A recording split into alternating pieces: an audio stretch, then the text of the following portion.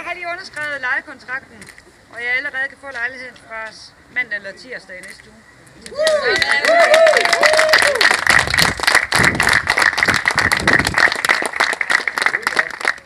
Og så det der med at søge alt det der, det havde vi jo næsten klar. Jeg skal bare lige komme med et enkelt udskrift, så det kommer det til at køre igennem med indskudsloven og sådan noget. Så jeg skal ikke vente i 3 uger, ligesom alle andre.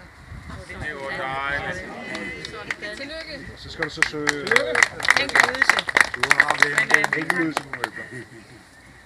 Ja, det glemte jeg så lige. Ja. Nu har jeg fået tag over hovedet. Det er det vigtigste. Ja, nemlig rigtigt, tak. Og jeg er rigtig, rigtig træt af telt og præsending og fortov. Og jeg skal... Så nu bliver det tørt, og jeg får et nyt skilt i min gang, og jeg får en pæn trøje på væggen. Og jeg...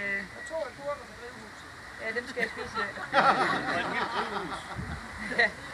Men jeg vil gerne takke alle jer her, fordi at hvis det er sådan, at jeg ikke har haft alle det netværk inde på Facebook, så havde jeg siddet på et forsorgshjem inde i Aarhus. Fordi det har været røvhammerne hårdt, for at sige det mildt. Og jeg har været ved at opgive mange gange.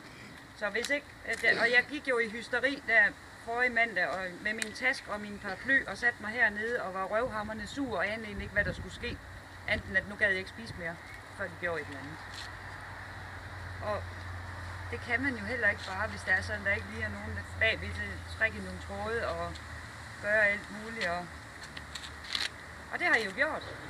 Og nu står jeg med en lejlighed, og jeg har fået hul igennem i min sag, måske. Og så det er bare...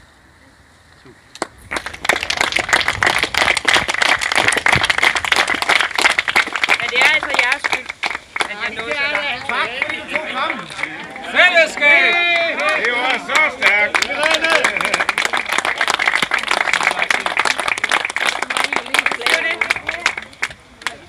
Velkommen. Nu bliver jeg nødt til at hoppe ned.